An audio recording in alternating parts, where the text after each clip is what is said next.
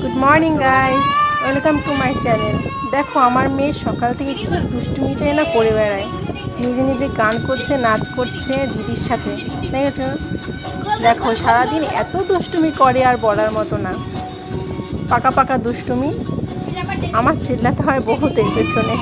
তো গাইস সবাই আমার মেয়ের নাচটা লাইক করে দিও, আমার চ্যানেলটাকে সাবস্ক্রাইব করে দিও, কমেন্ট করো, শেয়ার করো। ওকে, থ্যাংক ইউ গাইস, টাটা, বাই বাই।